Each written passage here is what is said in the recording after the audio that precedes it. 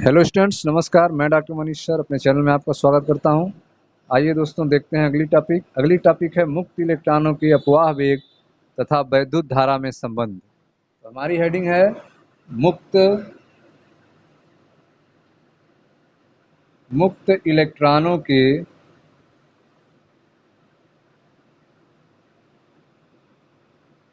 मुक्त इलेक्ट्रॉनों के अपवाह वेग मुक्त इलेक्ट्रॉनों के अपवाह वेग तथा वैद्युत धारा में संबंध। ठीक है, मुक्त इलेक्ट्रॉनों का अपवाह वेग, जिसको क्या लिखते हैं, VD से, ड्रिफ्ट वेलोसिटी, और वैद्युत धारा I में क्या संबंध होता है, इसके बारे में आपको बताया जाएगा।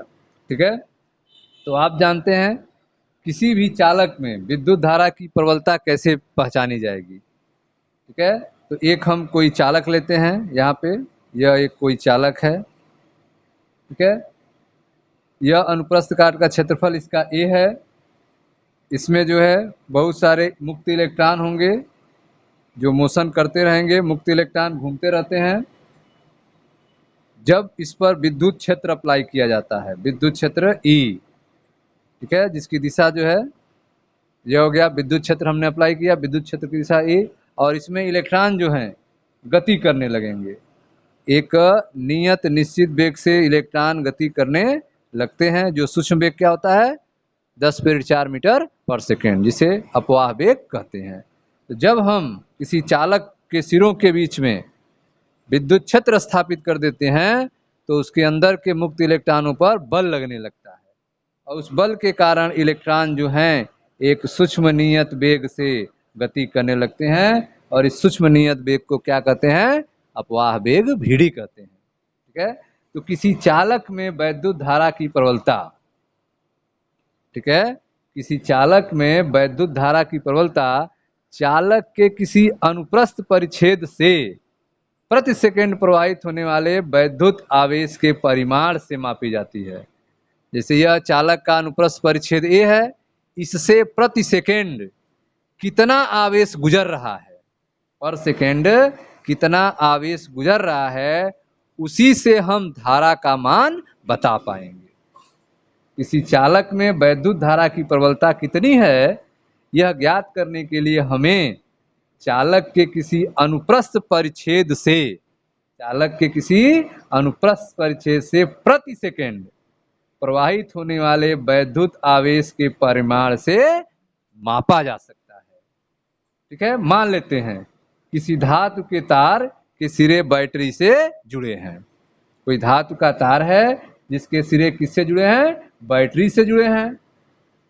ठीक है, बैटरी से जुड़े होने के कारण इस धातु के तार में एक विभवांतर उत्पन्न हो जाएगा।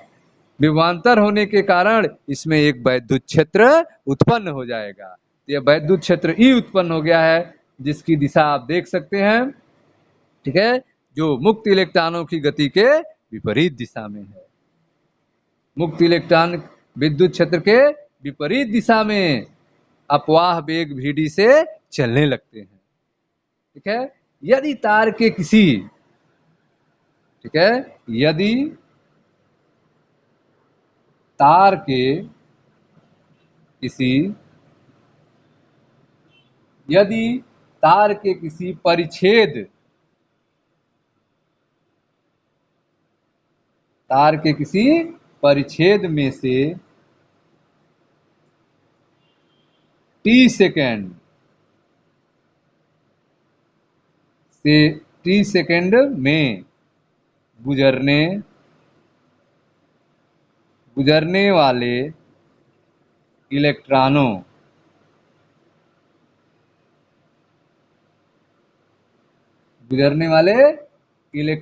द्वारा ले जाया गया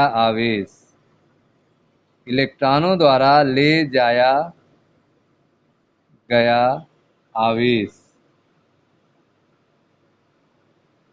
Q हो तो तार में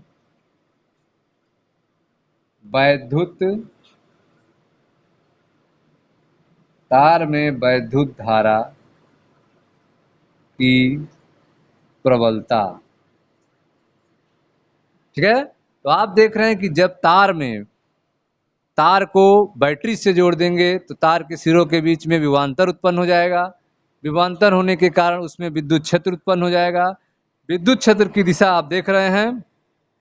ठीक है, विद्युत क्षेत्र उत्पन्न होने के कारण मुक्त इलेक्ट्रॉनों पर बल लगने लगेगा, जिससे वह विद्युत क्षेत्र के विपरीत दिशा में अनुगमन वेग से गति करने लगेंगे। ठीक है, यदि तार के किसी अनुप्रस्थ परिच्छेद में से t सेकंड में गुजरने वाले इलेक्ट्रॉनों द्वारा ले जाया गया आवेश q हो, तो तार में वैद्युत धारा की प्रबलता I बराबर Q बटा T होगा। I बराबर Q बटा T होगा, समीकरण ए। ठीक है,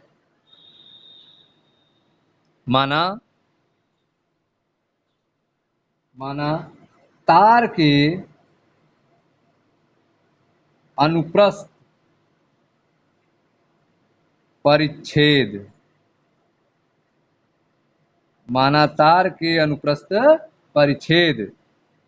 का क्षेत्रफल कैपिटल ए। माना तार के अनुप्रस्थ परिच्छेद का क्षेत्रफल ए तथा उसके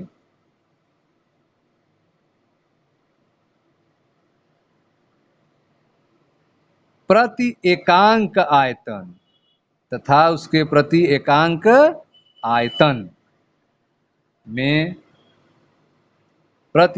आयतन में मुक्त इलेक्ट्रॉनों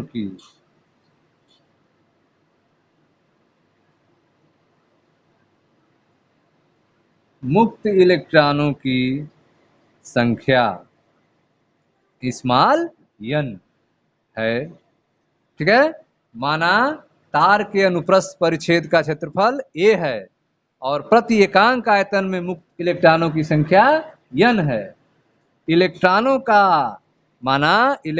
का अपवाह वेग Vd है। इलेक्ट्रॉनों का अपवाह वेग क्या है?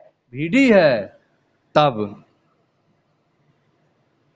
1 सेकंड, ठीक है, में 1 सेकंड में तार के अनुप्रस्थ परिच्छेद में से गुजरने वाले इलेक्ट्रॉनों की संख्या 1 सेकंड में तार के अनुप्रस्थ परिच्छेद में से गुजरने वाले इलेक्ट्रॉनों की संख्या NaVd होगा। कितना होगा? NaVd होगा। कितने समय में? 1 सेकंड में।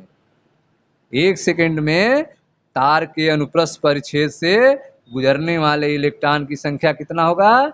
NaVd होगा। अतः t सेकंड में कितना होगा? NaVd इंटू टी होगा। NaVd इंटू टी होगा। ठीक है, तो t सेकंड में तार के अनुप्रस्थ परिच्छेद से गुजरने वाले इलेक्ट्रॉन की संख्या कितना होगा? NaVd into T. इलेक्ट्रॉन गुजरेंगे। ठीक है, यदि आगे देखें, मिटाते हैं ऊपर।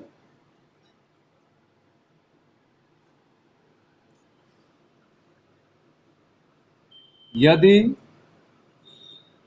एक इलेक्ट्रॉन पर आवेश की मात्रा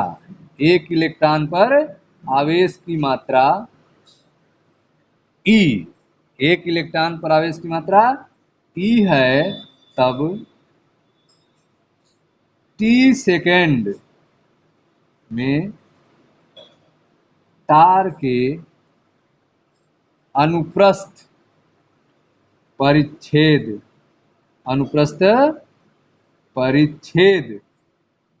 से गुजरने वाला आवेश। एक इलेक्ट्रॉन पर आवेश की मात्रा क्या है? ई है। तो टी सेकेंड में तार के अनुप्रस्थ परिच्छेद से गुजरने वाला आवेश कितना हो जाएगा? तो Q बराबर NeAVD इंटू टी और एक इलेक्ट्रॉन का आवेश। ठीक है, एक इलेक्ट्रॉन पर आवेश अगर ई हो तो टी सेकेंड में तार के अनुप्रस्थ परिच्छेद से गुजरने वाला आवेश कितना होगा? Q बराबर NeAVD इंटू ई हो जाएगा।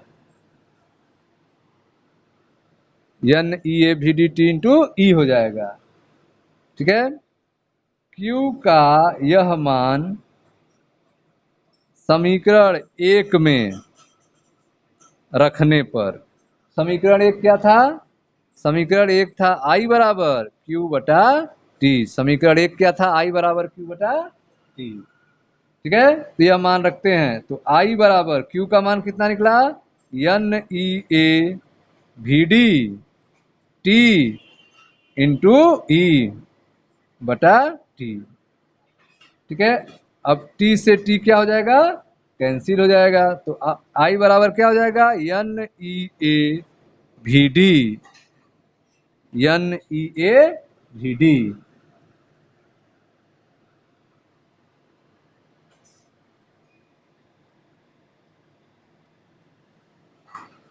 ठीक है, तो इसमें आपने देखा कि इलेक्ट्रॉनों की संख्या कितना होगा? NeVD होगा। अतः टी सेकेंड में NeVD इंटू टी इलेक्ट्रॉन गुजरेंगे। NeVD इंटू टी इलेक्ट्रॉन गुजरेंगे। यदि n यहाँ पे NeVD, यहाँ ई यह नहीं रहेगा, एक गलत चल रहा है यहाँ पे, हटा दें यहाँ पे। ठीक है, हाँ, NeVD इंटू टी इलेक्ट्रॉन गुजरेंगे। और यदि एक इलेक्ट्रॉन पर आवेश Q हो तो टी सेकेंड में तार के अनुप्रस्थ परिच्छेद से गुजरने वाला आवेश कितना होगा? Q बराबर NeVD इंटू ई होगा। यह मान समीकरण 1 में रखते हैं I बराबर Q बटा टी में। तो I बराबर NeVD इंटू ई बटा टी। टी से टी कैंसिल, तो I बराबर आपका हो गया NeVD, ई भी है, NeAVD। ठीक है, तो I बराबर आपका निकल गया NeAVD।